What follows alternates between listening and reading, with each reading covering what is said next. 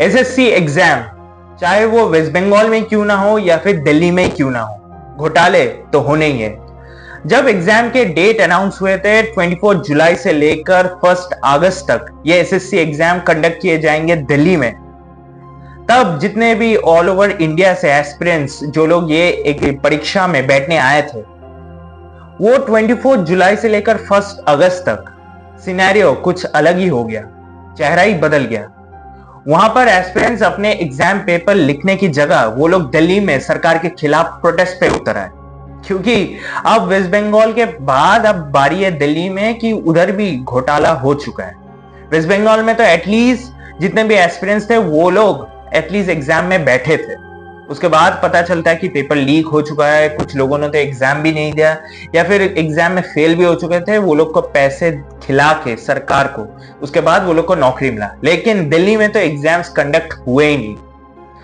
All over India से जितने भी एस्पिरेंट्स थे वो लोग जब दिल्ली आए तब वो लोग को पता चलता है एग्जाम सेंटर में जाके कि यार एग्जाम तो कैंसिल ही हो गए। अब उसके बाद जब ये लोग प्रोटेस्ट पे उतर आए तब कई सारे ऐसे फेमस यूट्यूब में जितने भी टीचर्स थे वो लोग भी इस प्रोटेस्ट पे आए। उसके बाद सरकार के खिलाफ वो लोग जब आवाज उठाने शुरू किए तब इन लोग के साथ क्या किया गया? लाठीचार्ज की है, सर का हाथ टूट गया है। मतलब शिक्षक के साथ ये व्यवहार हो रहा है, मुझे समझ।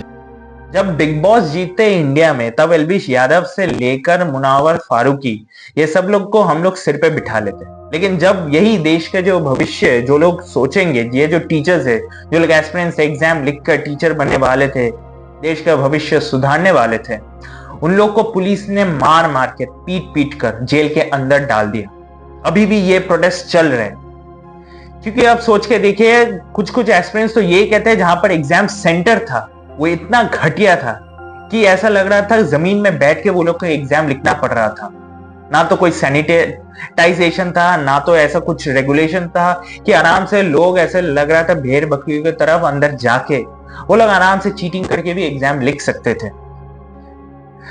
कई छात्र ऐसे हैं जो कंप्लेन कर रहे थे कि वो जब एग्जाम देने गए तो वहां पर इंटरनेट कनेक्शन नहीं था, वेरिफिकेशन का प्रॉब्लम था, एग्जाम पेपर सही से नहीं कंडक्ट कर पाए। तो रात को एक बजे एसएमएस आता है कि आपका एग्जाम कैंसिल कर दिया गया। बच्चों को मारा गया, जब वो मांग किए कि हमको अपना एग्जाम देने दो, उनको मारा गया, लड़कियों के बाल तक घसीटे गए। वहाँ पे जो स्टूडेंट है उसके साथ साथ टीचर्स भी रोड पर उतर गए हैं। भारत विश्व गुरु बन गया, डिजिटल इंडिया बन गया। डिजिटल इंडिया का मतलब आप ऑनलाइन एग्जाम कंडक्ट करा रहे हैं और ऑनलाइन एग्जाम कंडक्ट कराने के लिए एक माउस जो है वो आपका काम नहीं कर रहा और ऐसे उठा के लोगों को ले जा रही थी जैसे ये आतंकवादी हैं। इनके टीचरों के हाथों में चोट डाली है। तुम 10 बजे तक बच्चों को सेंटर पे डिटेन करके रख रहे हो।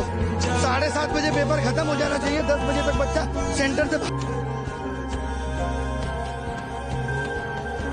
हमने कोई गलती नहीं की, हमने कोई गलती नहीं की। हमने क्या गलत किया है? बम फोड़ा कहीं पे?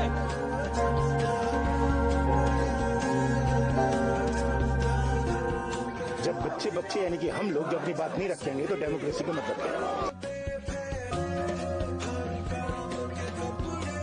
कब फॉर्म भरें कि सही से एग्जाम हो, सही से रिजल्ट निकले और हम अपनी नौकरी ले पाएं। जहां पर अध्यापक और बच्चे दोनों रोड पे आ जाएं, फिर क्या बचा उस देश के अंदर? वो लोग जब आए तब वो लोग को ये बात तो बहुत ही शॉकिंग था, लेकिन जब वो लोग प्रोटेस्ट करने के लिए आए तब सरकार चुप हो गया, क्योंकि अभी सरकार का मेन फोकस यहां पर है कि प्रेमानंद जी महाराज सही थे या गलत।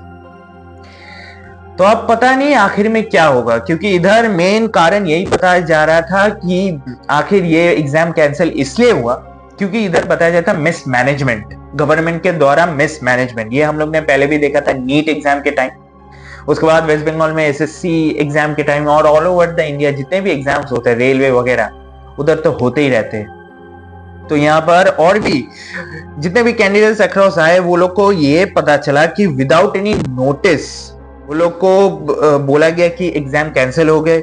उसके ऊपर ये कहा गया कि सॉफ्टवेयर जितने भी सॉफ्टवेयर थे वो क्रैश कर गए, और कुछ को तो ये भी पता चला, सबसे शॉकिंग बात, एक लड़की ने अपने इंटरव्यू में ये कहा जब रिपोर्टर ने पूछा, कहते वो जब अपनी एग्जाम सेंटर पहुंची जो एडमिट कार्ड में लिखा हुआ था, वहां पर उसको बताया जाता है कि तुम्हारा एग्जाम सेंटर बदल चुका है, अब तुमको दूसरा शहर जाना पड़ेगा।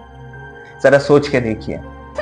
इसमें दिखा रहा है आर के डिजिटल सेंटर नंबर 2 और गेट नंबर 2, और ये मैंने अभी एसएससी की साइट से डाउनलोड किया है। इसमें सेंटर दिखा रहा है Pawan Ganga. On the spot center change किया है इन लोगों ने, ऑन द स्पॉट।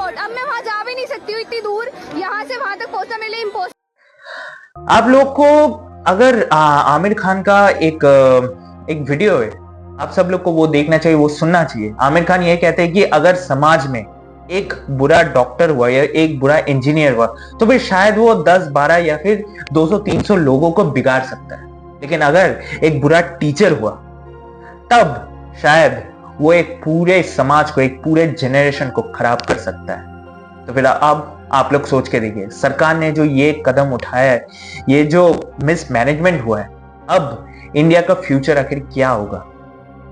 अभी तक के लिए फिलहाल इतना ही, और इंफॉर्मेशन के लिए बने रहिए हम लोग के चैनल इनिशिएटिव फॉर गुड। मैं अलविदा लेता हूं, मैं सप्तर्षि नाग। बहुत बहुत शुक्रिया हम लोग के साथ बने रहने के लिए।